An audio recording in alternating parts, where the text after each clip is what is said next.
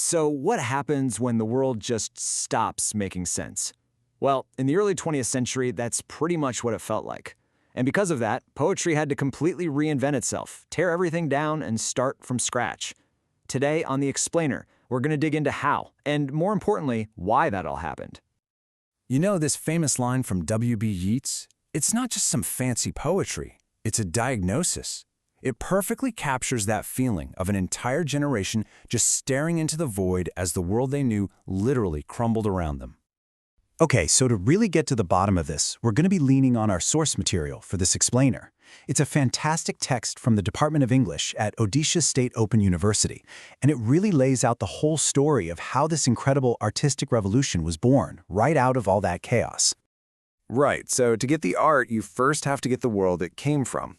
And we're not just talking about a time of change here. No, this was a deep, fundamental crisis that shook everything to its core. I mean, just try to imagine that feeling of complete and utter collapse. Our source material explains that all the traditional structures, government, religion, the social order, all the things that had given people a sense of stability for centuries, they were just deteriorating. People felt lost, alienated. And the shocks just kept coming, one after another. In the span of just a few years, you get the insane slaughter of the First World War. You get the ideological earthquake of the Russian Revolution. And you get the violent birth of new nations. The old world wasn't just fading away, it was being violently torn apart. And the source really highlights the key takeaway here. The very foundations of Western civilization seem to be crumbling. The First World War, especially, just wiped out all the old optimism and replaced it with this deep, nagging sense of disillusionment.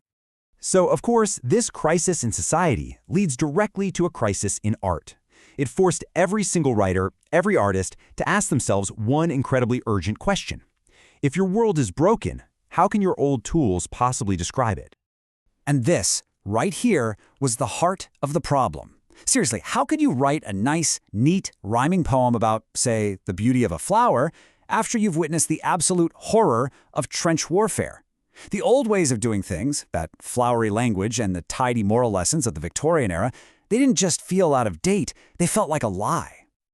So, in response to this crisis, poets came up with two very different answers. Let's look at the first path they took, the symbolists. Their big idea was to turn away from the wrecked outside world and instead to journey inward. You see, the symbolists decided that the goal of poetry wasn't to describe the world out there anymore. Nope. Instead, their job was to express the things you can't really put into words, those mysterious, slippery parts of being human that you just can't capture with logical descriptive language. And what's so wild about this is that they were deliberately trying to be unclear. A symbolist poem wasn't a puzzle you were supposed to solve. As our source points out, they used the sound and music of the language to create this dreamlike feeling.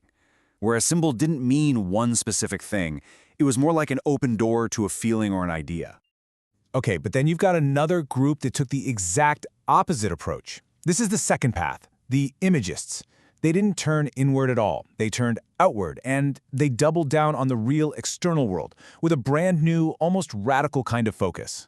The imagists were reacting against what they saw as all the vague, sappy, over-the-top poetry of the past. Their argument was for a new kind of poetry, something hard and clear that stripped away all the extra fluff to focus on one single thing, presenting a crystal-clear image. The guy at the center of the movement, Ezra Pound, he summed up their whole philosophy in this one little phrase, the direct treatment of the thing. And that was totally revolutionary. No more flowery descriptions, no more abstract morals, just the thing itself right there on the page, presented with absolute precision. So you've got these two totally competing visions for where poetry should go.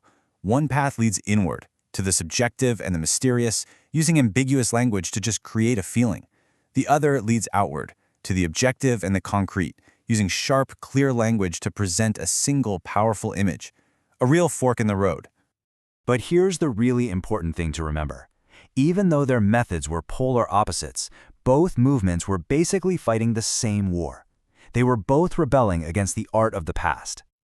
At the end of the day, both the symbolists and the imagists were innovators. Our source text points out their shared rejection of conventional norms. They were both desperate to completely redefine the purpose of poetry itself, trying to create new tools to make sense of a brand new reality. By breaking all the old rules, Whether they did it by looking inward with suggestion or outward with precision, they basically laid the foundation for all the experimental literature that came after them. They forged a totally new language, one that could actually capture the confusion, the fragmentation, and the complexity of modern life. The story of modernism really shows us that when the world changes, art has to change with it. It was true then, and it's true now. Which kind of leaves us with one last question to chew on. If their chaotic world demanded a whole new kind of poetry, what new language does our own complex, chaotic world demand from its artists today?